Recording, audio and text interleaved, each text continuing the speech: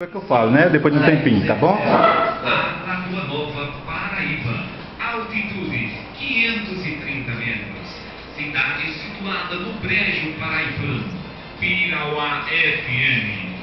Uma emissora genuinamente alagoanense. A rádio que toca você.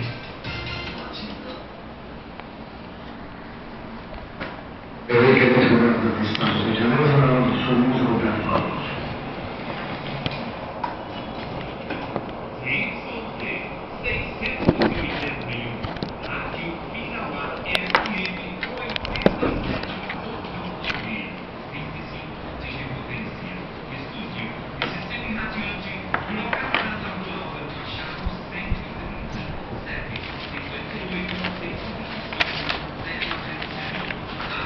Aí quando eu fizer assim pra tu joga música, né? Certo, Sim, não. tá bom? Aí esse depoimento, você... Isso, vai começar com isso aí. Eu vou fazer a introdução, que é uma brilhante defesa da união afetiva, tá? Eu vou falar aqui. Aí quando eu fizer isso, aí você joga. Certo. Aí os outros, se der certo, tem Jean William, né? Respondendo a Cila Malafaia. Mas dá. Tá, valeu.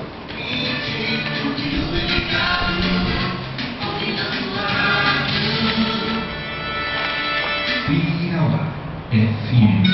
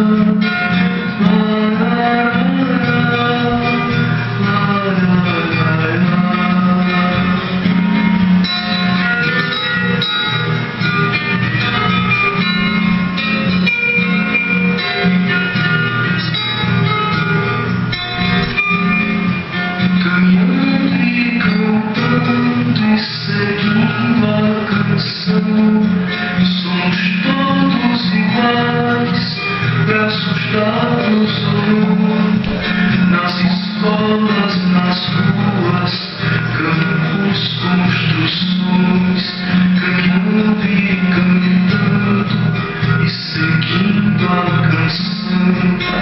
Vem, vamos embora, esperar não é saber.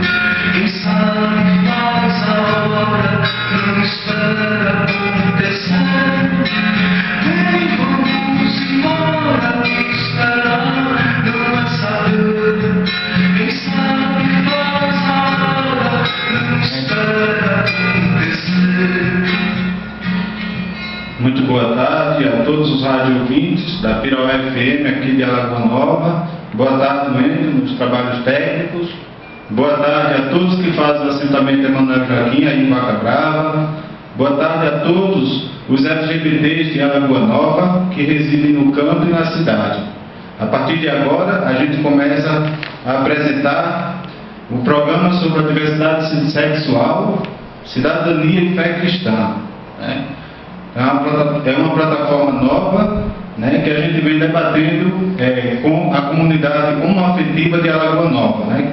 Tanto com os que residem no campo, como a todos que residem na cidade.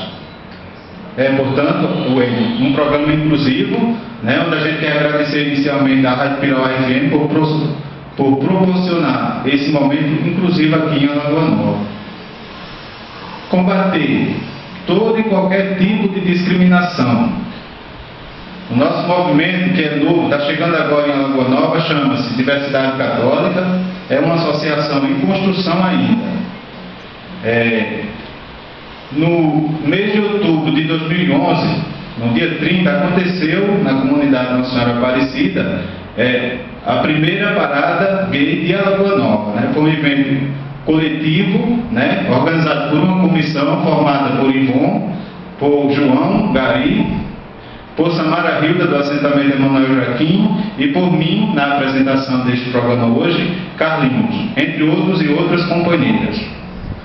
Sempre esteve e estamos ao lado e na linha de frente da luta pela cidadania plena de LGBTs, lésbicas, gays, bissexuais, travestis, transexuais, transgêneros e intersexuais do meio popular aqui em Lagoa Nova.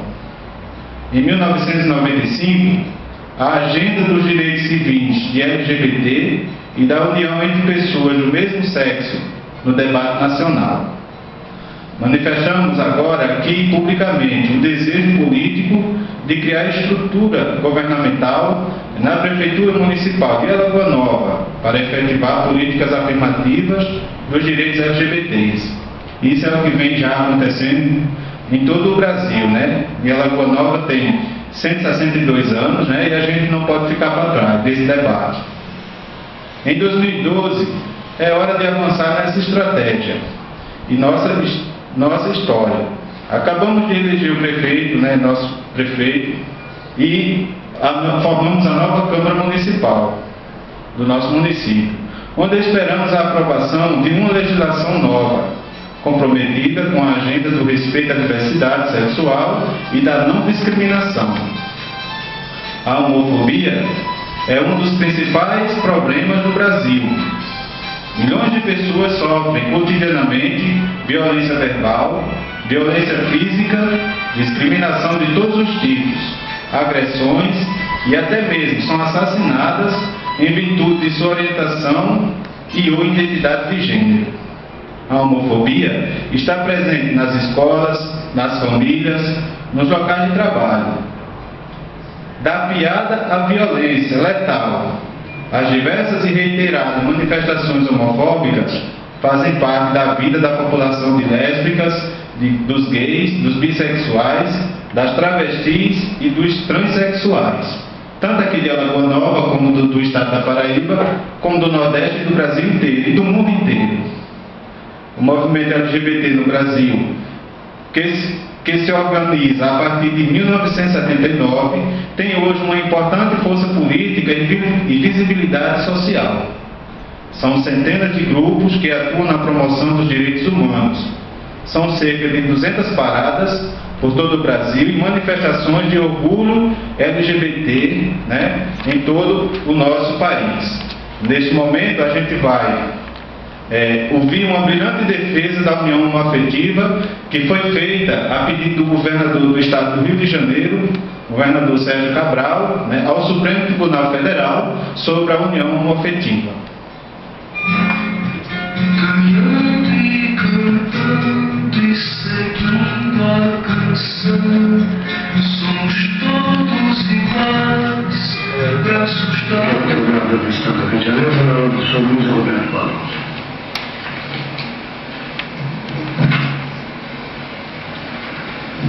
Excelentíssimo senhor presidente, ministro César Peluso, excelentíssimas senhoras e senhora ministra, senhores ministros, senhor ministro Luiz Fux, senhor procurador-geral da República, doutor Alberto Gurgel, senhoras e senhores, é sempre um prazer e uma honra estar aqui nesta tribuna e poder merecer a atenção de vossas excelências. Eu espero estar inspirado e à altura da importância desse momento para milhões de pessoas pelo Brasil afora. Senhores ministros, o que vale a vida são os nossos afetos. O amor e a busca pela felicidade estão no centro dos principais sistemas filosóficos e no centro das principais religiões. O amor a Deus, para quem acredita, o amor incondicional dos pais pelos filhos, o amor dos filhos pelos pais, o amor ao próximo, que é esta bênção representada pela fraternidade, o amor próprio, que nos dá paz e segurança no curso da vida, mas não o amor narcísico, que é o amor que se basta a si próprio. E por fim, e por mais importante, o amor apaixonado, que é o amor de um homem por uma mulher, ou de uma mulher por um homem, ou de uma pessoa por uma pessoa. A vida boa é feita dos nossos afetos. A vida boa é feita dos prazeres legítimos. A vida boa é feita do direito de procurar a própria felicidade. modo que o que se pede aqui, em primeiro lugar, que este tribunal declare na tarde de hoje, é que qualquer maneira de amar vale a pena. Obrigado. A consequência natural dessa constatação. Ninguém deve ser diminuído nessa vida pelos afetos e por compartilhar os seus afetos com quem escolher. O amor homossexual é vítima de preconceito ao longo dos séculos. E eu cito aqui 3 exemplos emblemáticos. Em 1521, as ordenações manuelinas previam que os homossexuais deveriam ser condenados à morte na fogueira, tendo seus bens confiscados, e 2 gerações seguintes da família deles seriam infames. Outro exemplo, em 1876, Oscar Wilde escreve um poema belíssimo chamado O Amor que não ousa dizer o seu nome, em que confessa a sua paixão homossexual. Oscar Wilde foi condenado a 2 anos de prisão e a trabalhos forçados em razão dessa poesia e da sua orientação sexual. Um terceiro exemplo, na década de 70, um soldado americano preparado na guerra do Vietnã assume a sua homossexualidade sumariamente desligado das Forças Armadas e produz uma frase antológica: por matar 2 homens. Valeu, tu pode depois me dar essa gravação? Obrigado. Eu deixo o dinheiro contigo. Eu deixo o dinheiro da gravação contigo. Eu levo de lembrança pro Rio, Danado. Presidente e senhores ministros, a história de um preconceito que vem ao longo dos séculos. Mas a história da civilização é a história da superação dos preconceitos. E a cada momento histórico as pessoas têm de escolher de que lado vão ficar da história. Se vão avançar o processo social e incluir todos, ou se vão parar o processo social e cultivar o preconceito. De modo que é possível decidir essa questão olhando para trás, onde se avistam milhões de judeus que foram massacrados em campos de concentração, milhões de negros que foram transportados à força em navios negreiros, mulheres que atravessaram os séculos oprimidas moral e fisicamente pelas sociedades patriarcais, deficientes que foram sacrificados, índios que foram dizimados. Em cada fase da vida, em cada fase da história, existe sempre uma racionalização para justificar o preconceito. Mas é possível também julgar esta matéria olhando para frente e não para trás, olhando para a criação de um mundo melhor, de uma sociedade mais justa, de um tempo de fraternidade, de um tempo de delicadeza, um tempo em que todo amor possa ousar dizer o seu nome. E, portanto, senhor presidente, senhores ministros, esta é uma tarde de gala para esse tribunal, porque ela representa a possibilidade de uma girada histórica de superação de um preconceito, e o mundo nos contempla ansiosos com a decisão que será proferida por este tribunal. Passo aos fundamentos jurídicos do pedido do senhor governador do estado do Rio de Janeiro. Eu sei ressaltar o corajoso pedido do governador do estado do Rio de Janeiro, que se dispôs a propor esta ação quando nenhum dos legitimados àquela altura havia ainda se habilitado, correndo todos os riscos políticos de um agente eletivo para defender uma tese que é uma tese de defesa das minorias.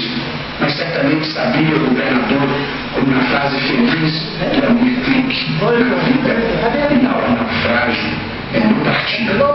Eu não tenho problema da prefeitura, só acabou em janeiro agora. Ah, é? Mas tu quer dar uma botar programa do Universidade Católica, é um programa inclusivo, de gays, lésbicas, você quer dar uma moeda? Não sabe, valeu. Em segundo lugar, porque existe a orientação sexual e homossexual, existem as uniões homoafetivas, porque as pessoas têm o direito de amar e têm o direito de compartilhar os seus afetos. mas a ordem jurídica não contém uma norma específica que cuide das uniões homoafetivas. E é por isso que se está aqui neste tribunal. E o governador do estado do Rio de Janeiro pede a vossas excelências que reconheçam que as uniões homoafetivas devem ter o mesmo regime jurídico das uniões estáveis convencionais. E isso por duas ordens de razão. Porque um conjunto impressionante de princípios leva a essa constatação. Dois, por simples analogia, em parte do senhor presidente, a deduzir brevissimamente quais são esses princípios. O primeiro deles, por óbvio, o princípio da igualdade. O princípio da significa que as pessoas têm direito a igual respeito e consideração. Significa que as pessoas têm o direito de serem reconhecidas na sua identidade, ainda que representem minorias.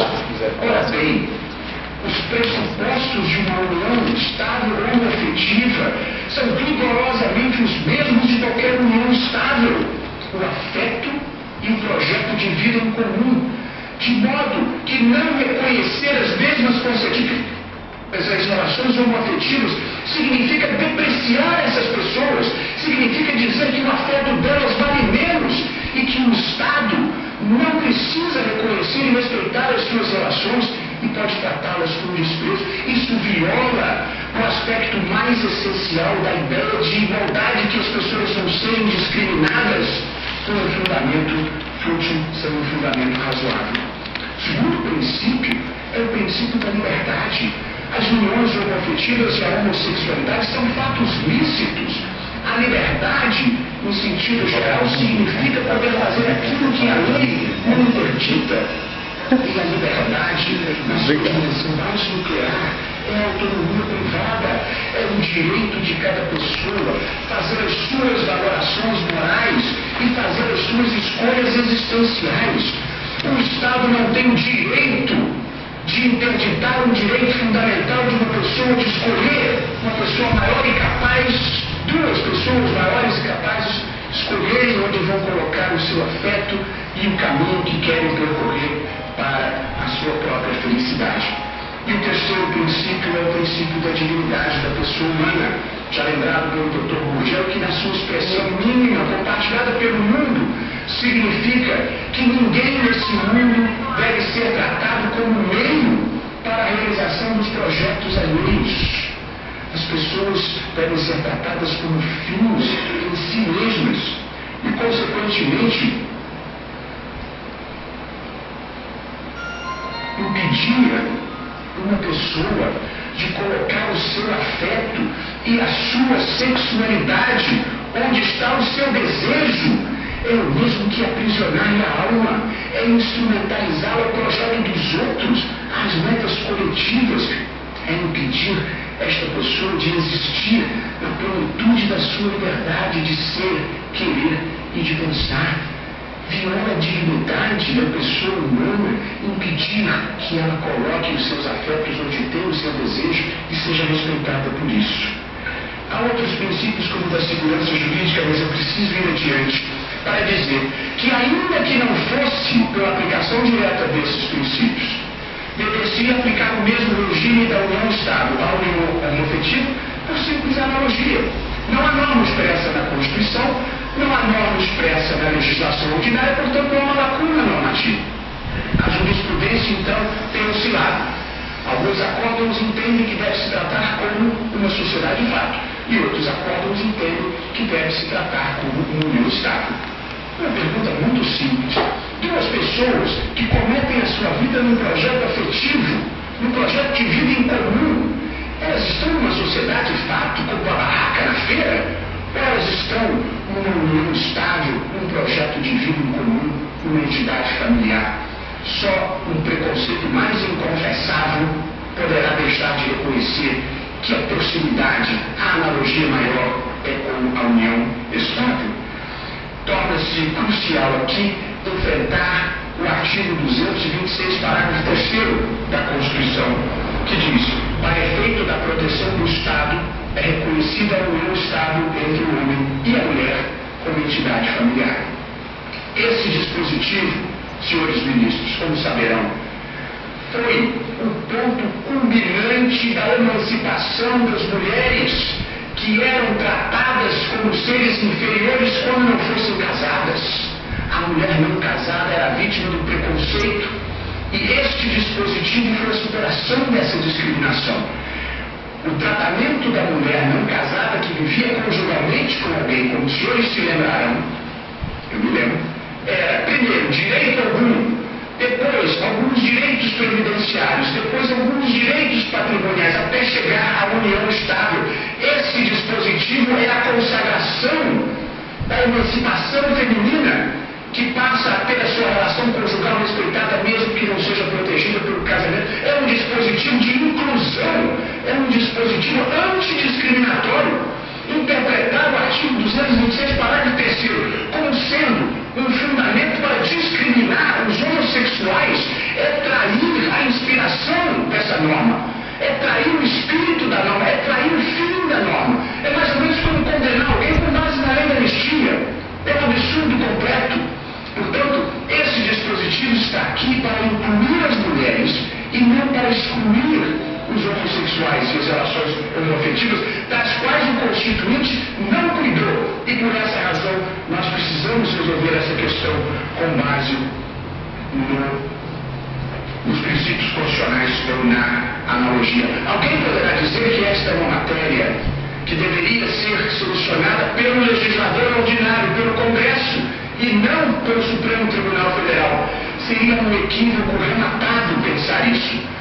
É claro que o legislador pode disciplinar a matéria desde que não viole o direito fundamental. Mas em nenhuma democracia do mundo, o direito fundamental de negros, de mulheres, de homossexuais pode depender do processo político majoritário. As minorias são protegidas por tribunais constitucionais, pela jurisdição constitucional, por juízes corajosos que dizem ao processo político majoritário, mesmo que vocês não estejam respeitando essa minoria, nós, em nome da Constituição, impomos o respeito a elas, e o respeito a essas minorias significa tratá-las da mesma forma que se trata a união estável. Eu, antes de encerrar, gostaria de dizer uma palavra que eu considero muito importante, de maior respeito e de maior consideração às pessoas que, por convicção religiosa ou por qualquer outro fundamento legítimo, não compartilham das ideias que eu aqui estou sustentando desta tribuna. E não tenho aqui a pretensão de mudar a convicção nem a fé de qualquer pessoa. O que faz a beleza de uma democracia, de uma sociedade plural e aberta, é a possibilidade de convivência harmoniosa de pessoas que pensam de maneira diferente. Nós estamos aqui, portanto, falando de tolerância, nós estamos falando de respeito ao diferente, mas não de abdicação de convicções, porque cada um merece respeito na que escolheu professar.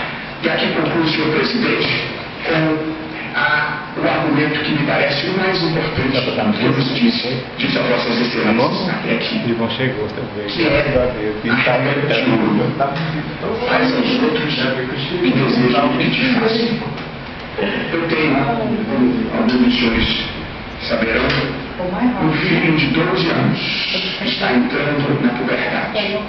Não é mulher, não educamos dentro de uma cultura convencional, dentro de uma tradição heterossexual, porque no livro não exige que eu seja hipócrita. E, portanto, a vida integrando as minorias é um tanto mais fácil. Porém, senhor presidente, senhores ministros, se a vida, pelos seus desígnios, levasse o meu filho por um caminho diferente, eu gostaria que ele fosse tratado com respeito e consideração. Depois tá gravando aqui, eu quero que grave. Vão ficar gravando assim, girando na câmera para apresentar. Aceitar, pode aceitar. É isso que eu desejo para o meu filho. Evidentemente é isso que eu devo desejar para todas as pessoas. Essa é a regra de ouro que está no coração do judaísmo, no coração do cristianismo, na ética kantiana, na fé objetiva, e é a única forma de se fazer. Por essas razões, senhor presidente, o governador do estado do Rio de Janeiro, da vossas excelências, o seu pedido e permitam, no âmbito da administração pública do estado do Rio de Janeiro, as uniões homoafetivas e as uniões estáveis sejam tratadas com igualdade. Deixa eu procurar agora de Jean Carlos. Agora a rede dele, uma entrevista longa, para a amarela. Não, é. Pra cá. Acho que agora é Coreia. Aí é essa aqui, né? Mas só depois. Depois que for retornar, se Via Brasil não chegar. Vai não chegar mesmo. Vem cá. Pode ir. Vai lá. Então a gente acabou de ouvir, né, uma bonita transmissão, né, pela Pirauá FM, pela primeira vez, um tema inclusivo da comunidade gay aqui em Alagoa Nova e na região do Brejo, né? Na região do Brejo. Isso é uma alegria muito grande no meu coração, né? Trazer esse debate aqui para Alagoa Nova. E agora, com muita alegria, a gente está acolhendo aqui nos estudos da Pirauá FM, eu, juntamente com o Endo nos trabalhos técnicos, estamos acolhendo o Ivon, né? Que é dali da comunidade Xandabar, presidente da Associação do Basco, seja bem-vindo, Ivon, entre nós, né? E a nossa companheira e amiga Goretona, né? Popularmente conhecida aqui em Alagoa Nova. É um prazer imenso estar recebendo vocês nos estudos da Pirauá FM, né? Então agora eu vou fazer uma introdução breve, em seguida a gente vai ouvir mais uma musiquinha e depois entra a Goretona, né? Falando aí sobre as doenças, a prevenção, né? As GSTs, né? As doenças sexualmente transmissíveis. E homofobia, né? E homofobia um pouco, né? Porque a gente enfrenta o preconceito, né? Da família, na igreja, na sociedade, né? No campo e na cidade, desse país e do mundo inteiro. Dentro da Universidade Católica em construção aqui em Alagoa Nova, temos a estratégia de alertar a sociedade para a importância de trabalhar a prevenção das GSTs, né? E a questão do HIV e a importância do uso dos preservativos, né? Hoje queremos reafirmar a importância das ações estratégicas de organizações da sociedade civil que atuam no enfrentamento do HIV/AIDS, DSTs e hepatites virais e junto a segmentos populacionais afetados pelas doenças sexualmente transmissíveis, bem como na formulação e controle social das políticas relacionadas e na superação dos contextos de estigma, discriminação e enfrentamento de contexto de vulnerabilidades, né? Vulnerabilidades. Diante desse cenário, e tendo em vista que a ADC LGBTPB, em formação aqui em Alagoa Nova e na região do Brejo, está realizando a primeira semana da Diversidade Sexual, Cidadania e Fé Cristã. Por isso convidamos Goretona e a partir da próxima música, né? Depois da próxima música, o Goretona vai fazer uso, né? Expressar a sua voz, né? Aqui em Alagoa Nova, a sua voz inclusiva.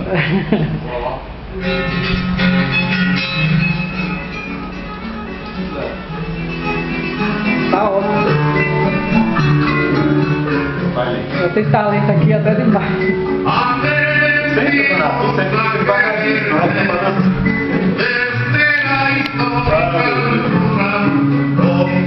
Pode botar ela aqui, deixa eu botar ela aqui para não ficar o tempo inteiro, né?